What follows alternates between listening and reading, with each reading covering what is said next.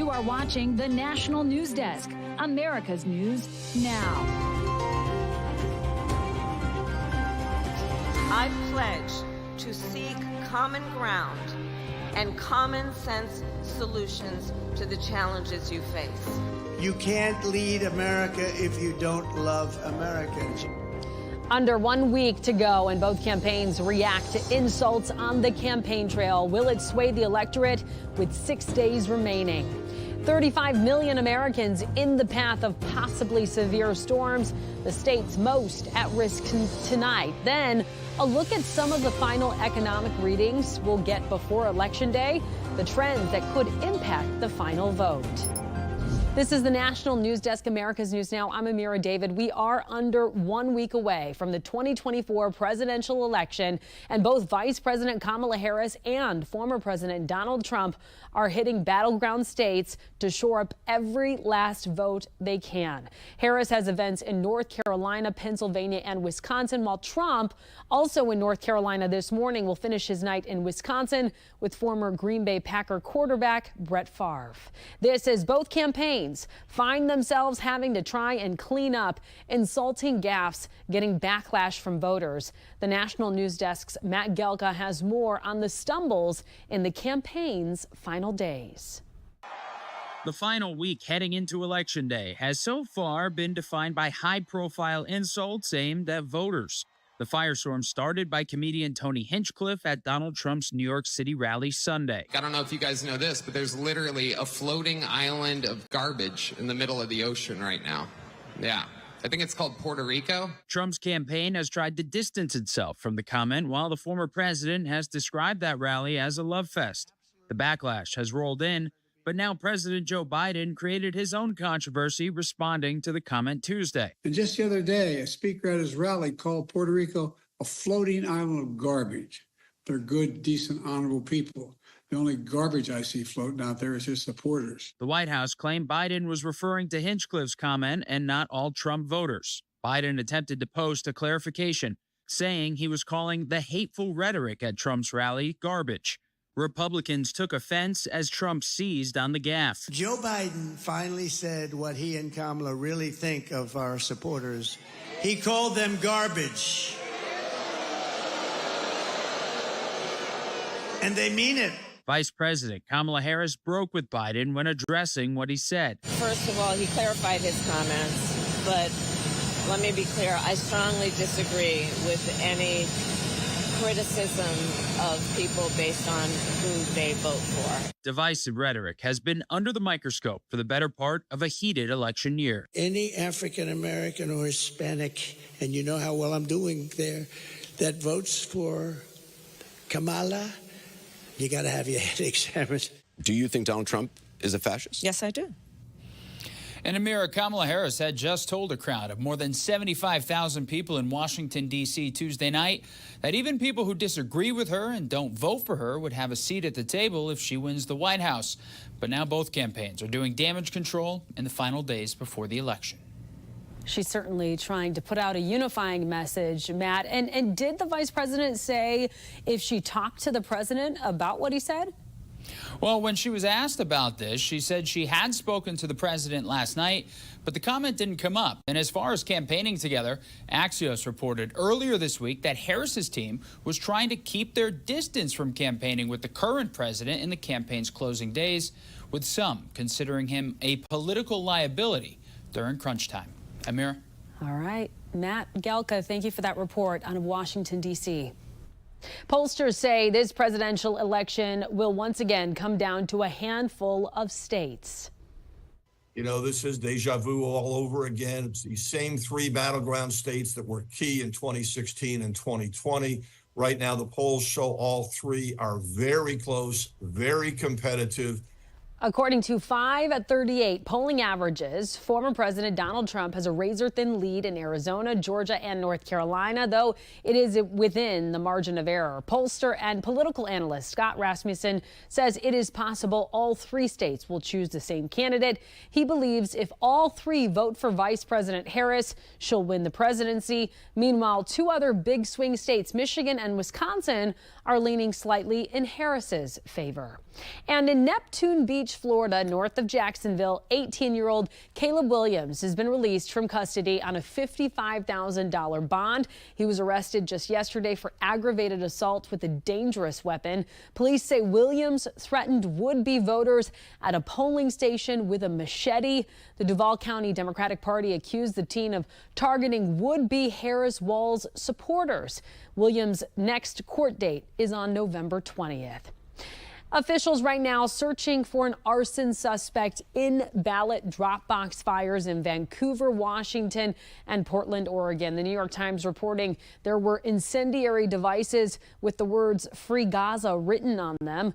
Officials say workers in Vancouver are getting new ballots for almost 500 voters whose ballots were damaged, but other ballots were probably completely burned. Election officials there have also hired observers to watch ballot boxes across Clark County around the clock. With so many eyes on it, and with Clark County putting their money where their mouth is, you can know that it's a protected election, and they take this very seriously. Senator J.D. Vance, he did an interview on comedian Joe Rogan's podcast today. Trump's interview with Rogan from last week has more than 39 million views as of this morning. Rogan says Vice President Harris most likely won't be able to do an interview because of scheduling issues.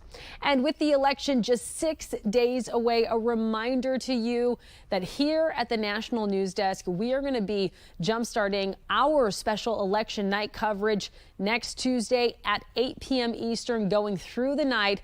We've got live reactions from both the Harris and Trump campaign headquarters, as well as reactions from congressional races around the country. So we do invite you to join us next Tuesday, both on air and online at thenationaldesk.com.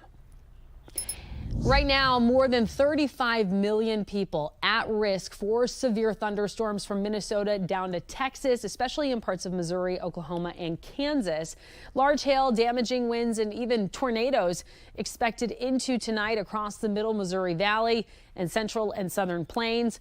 Tomorrow, the severe storm threat is only marginal. People in Pennsylvania and New Jersey are being asked to reduce water usage because of an ongoing drought there. Most of the Philadelphia area is under moderate or severe drought now that it's been over a month without much rain. The water utility company Aqua believes it has enough supply, but it's advising customers to limit usage just in case the drought will likely worsen. The death toll in Spain, meantime, has risen to at least 95 following horrific flash floods across southern and eastern Spain, stretching from Malaga to Valencia. Rainstorms began yesterday and continued today in some areas. At least 92 of those who have died were in Valencia. The death toll is expected to increase. 3 teens in Oakland County, Michigan, just outside of Detroit, have been arrested in connection to the murder of Oakland County Sheriff's Deputy Bradley Reckling. Police say that Reckling was ambushed on June 22nd of this year while he was following a stolen car. The report says the driver stopped and then the passengers jumped out and opened fire on him. The 3 suspects will be arraigned on murder and accessory after the fact of a felony charge tomorrow.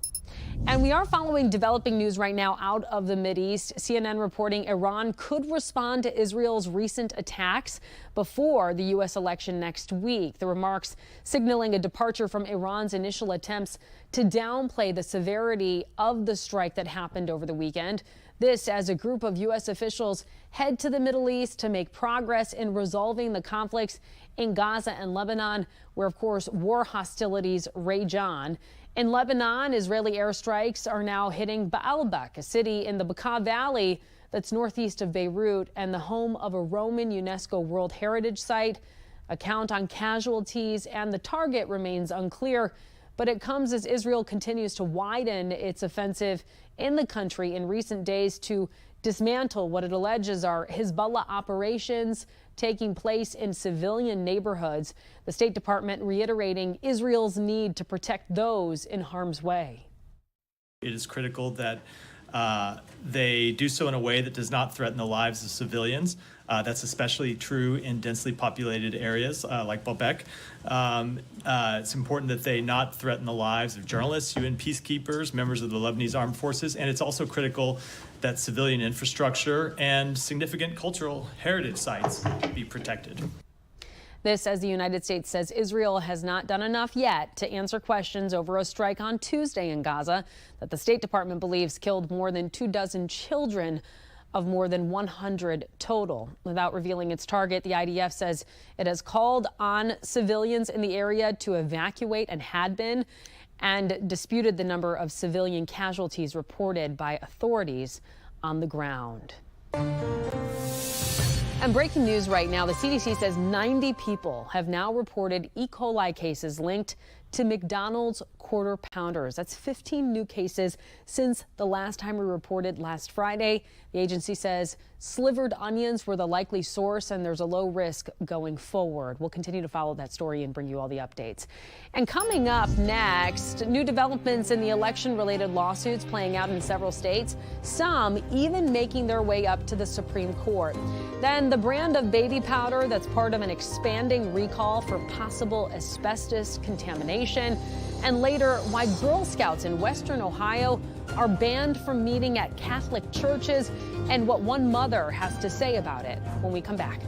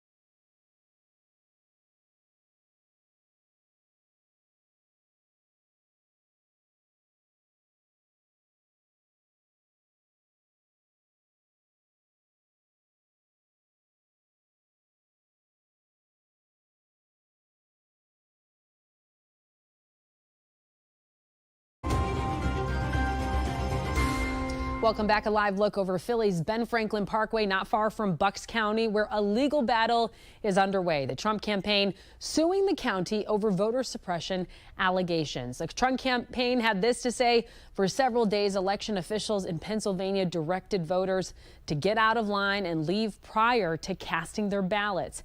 This directive was given without reason and actively suppressed Pennsylvanians' right to vote. Bucks County representatives looking to clarify what happened told local media these would-be voters were signing up for mail-in ballots, for which the deadline to do that was yesterday at 5 p.m. Some voters may have been told their request for a on-demand mail-in ballot application could not be taken, the county reportedly said, and that they could return the next day. County officials have now extended the deadline to do so until Friday at 5 p.m. And Virginia may now move forward with purging more than 1,600 voter registrations, a move it claims is ensuring people who are not U.S. citizens cannot vote. The Supreme Court sided with Virginia on the issue of non-citizens on voter rolls.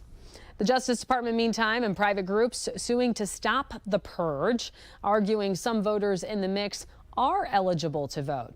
Federal law also prohibits any purges 90 days ahead of the election. Governor Glenn Youngkin said they were following guidance of a 2006 state law to clean up voter rolls. The Minneapolis area has until Friday to re-pick Republican election judges for next week's election. The state Supreme Court ruled in favor of Republicans who said Hennepin County officials selected apparent Republican judges who were not listed on official Republican Party lists.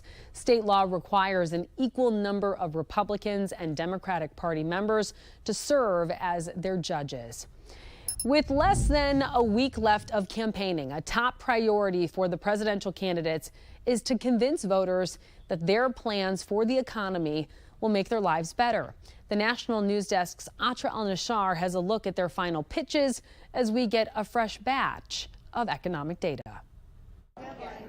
Undecided voters are taking stock of how the U.S. economy is holding up and what their personal economy feels like. It is definitely hard out here with everything going up in prices. When it comes to jobs, we're learning the private sector added 233,000 in October, according to ADP, the highest monthly growth since July 2023, proof that hiring remains robust, defying expectations of hurricane recovery slowing things down. And an advanced estimate of third quarter GDP shows the economy continues to grow at a rate of 2.8%, strong but slightly lower than the previous quarter's 3% growth. These positive updates and news earlier this week that consumer confidence is improving helps Vice President Harris make her case that voters can trust her to make their lives easier. Now, our biggest challenge is to lower costs. Harris's plans include providing first-time homebuyers up to $25,000 in down payment assistance and creating a $6,000 tax credit for new parents. And at the top of my list is bringing down your cost of living.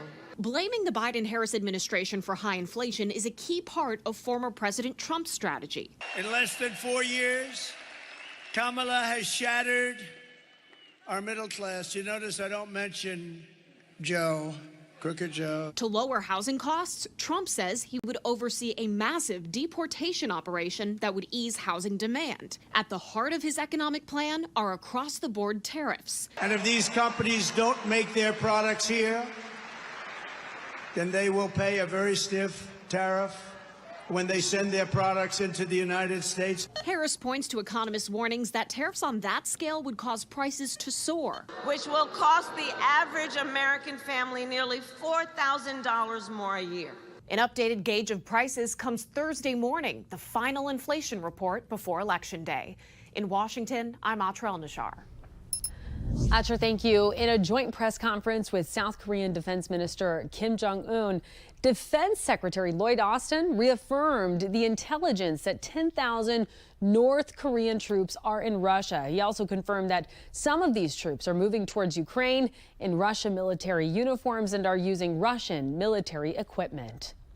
And I am increasingly concerned that the Kremlin plans to use these North Korean soldiers to support Russia's combat operations in Russia's Kursk region near the border with Ukraine. Tonight, the FDA expanding its recall involving baby powder potentially containing asbestos. The recall started back in September, but now it's expanding to include additional cases of the product shipped to 35 states and also sold online on Amazon. The product in question is Dynacare baby powder. The FDA says there's a potential it may be contaminated with asbestos. The recall was a result of a routine sampling program by the FDA, which revealed that the finished products contained asbestos. There have been no illnesses reported as of right now.